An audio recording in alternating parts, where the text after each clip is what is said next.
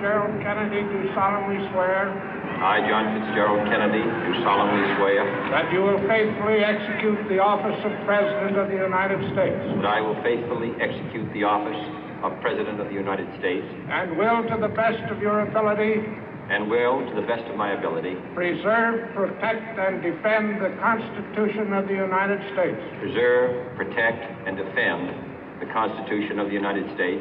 So help you God. So help me God.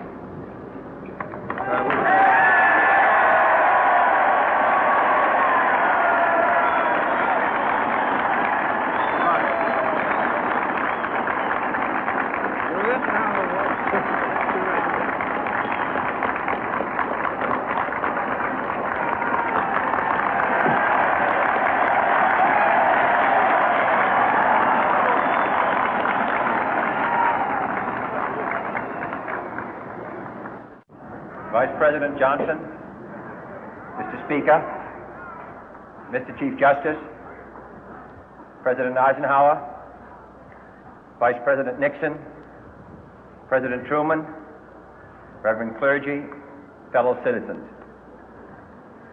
We observe today not a victory of party, but a celebration of freedom, symbolizing an end as well as a beginning, signifying renewal as well as change.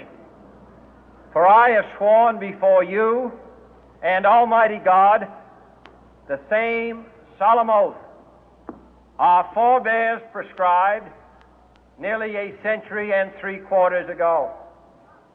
The world is very different now, for man holds in his mortal hands the power to abolish all forms of human poverty and all forms of human life.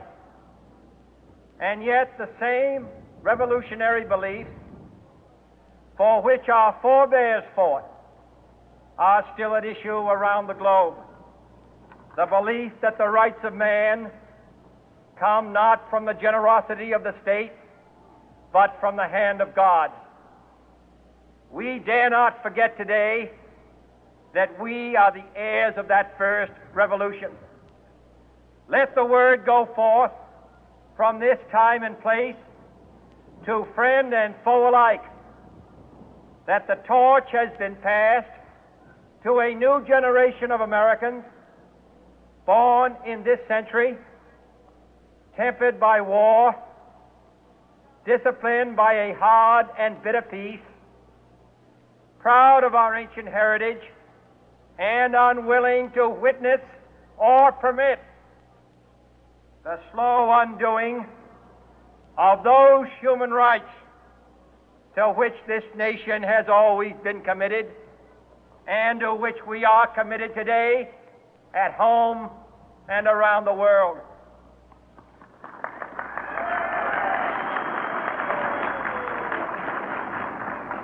Let every nation know, whether it wishes us well or ill, that we shall pay any price, bear any burden, meet any hardship, support any friend, oppose any foe to assure the survival and the success of liberty.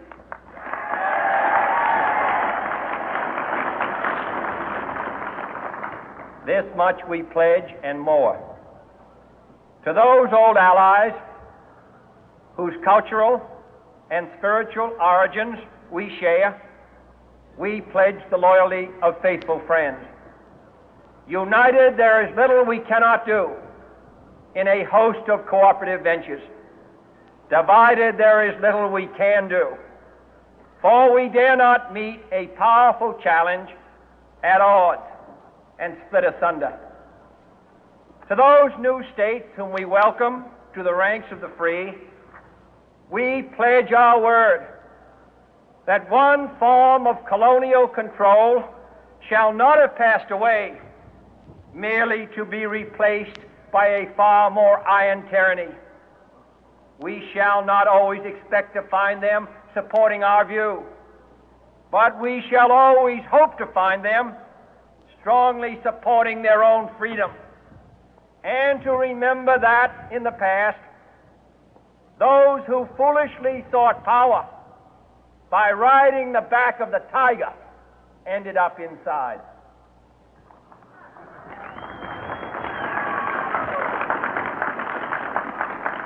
To those people in the huts and villages of half the globe struggling to break the bonds of mass misery, we pledge our best efforts to help them help themselves for whatever period is required, not because the communists may be doing it, not because we seek their votes, but because it is right. If a free society cannot help the many who are poor, it cannot save the few who are rich.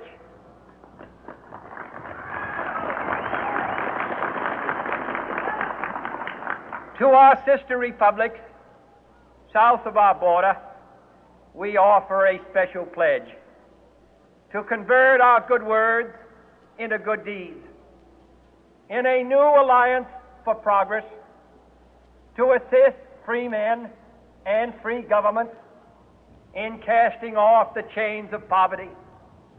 But this peaceful revolution of hope cannot become the prey of hostile powers. Let all our neighbors know that we shall join with them to oppose aggression or subversion anywhere in the Americas. And let every other power know that this hemisphere intends to remain the master of its own house.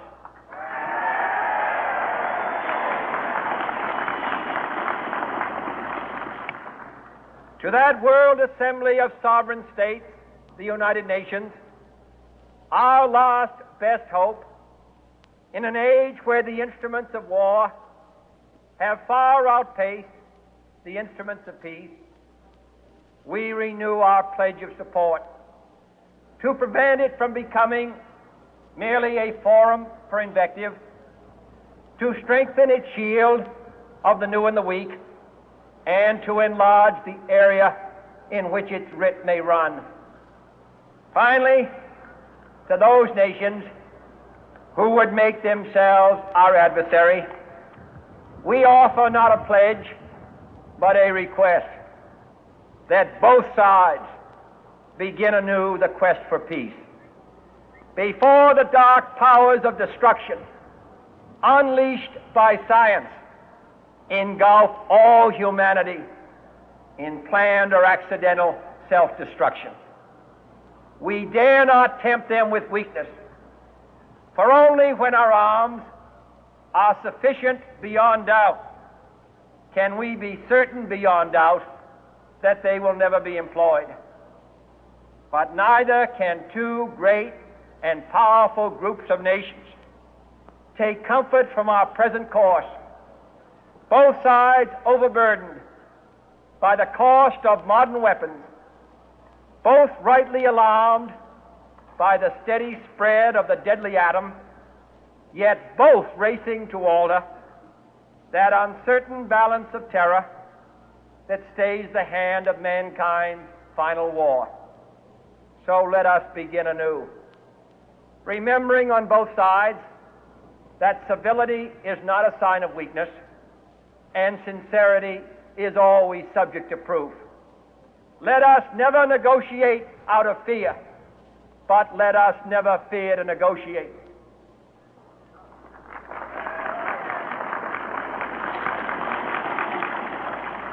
Let both sides explore what problems unite us, instead of belaboring those problems which divide us. Let both sides, for the first time, formulate serious and precise proposals for the inspection and control of arms, and bring the absolute power to destroy other nations under the absolute control of all nations.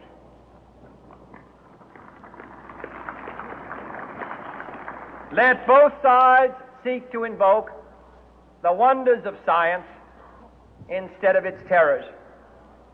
Together, let us explore the stars, conquer the deserts, eradicate disease, tap the ocean depth, and encourage the arts and commerce. Let both sides unite to heed in all corners of the earth the command of Isaiah to undo the heavy burden and let the oppressed go free. And if a beachhead of cooperation may push back the jungle of suspicion, let both sides join in creating a new endeavor, not a new balance of power, but a new world of law, where the strong are just and the weak secure and the peace preserved. All this will not be finished in the first 100 days, nor will it be finished in the first 1,000 days, nor in the life of this administration, nor even perhaps in our lifetime on this planet. But let us begin.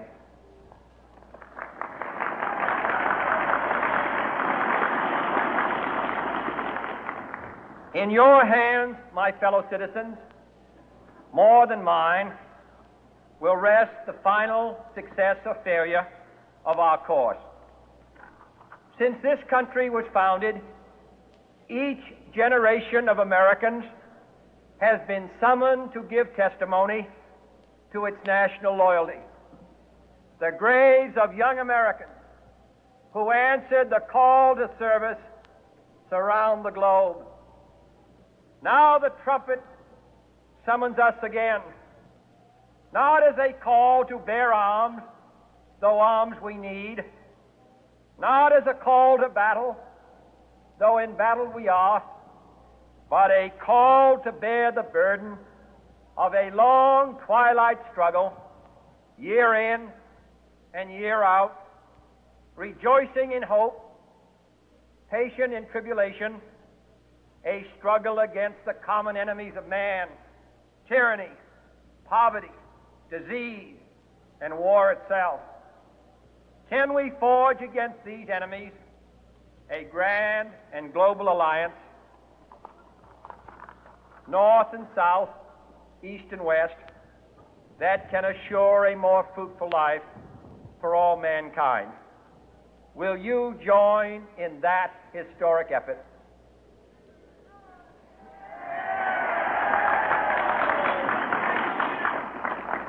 In the long history of the world, only a few generations have been granted the role of defending freedom in its hour of maximum danger.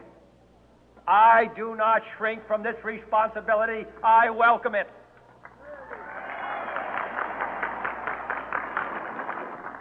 I do not believe that any of us would exchange places with any other people or any other generation.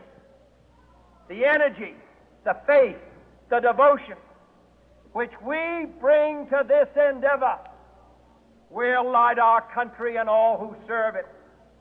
And the glow from that fire can truly light the world.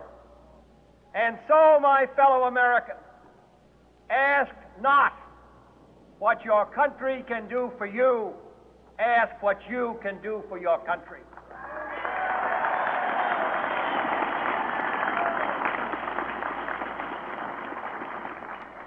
My fellow citizens of the world, ask not what America will do for you, but what together we can do for the freedom of man.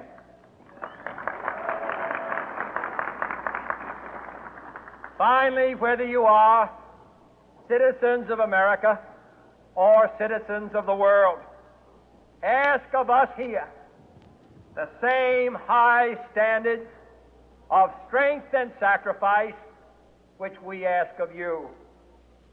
With a good conscience, our only sure reward, with history the final judge of our deeds, let us go forth to lead the land we love, asking His blessing and His help, but knowing that here on earth God's work must truly be our own.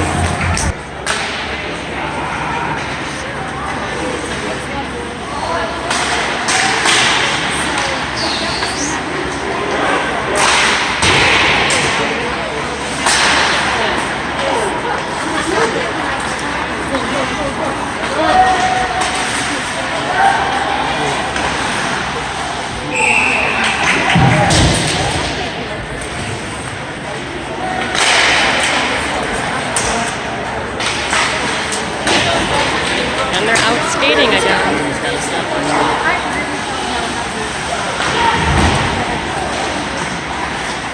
Who is that too? You can't just dump it in the street. Not at this level.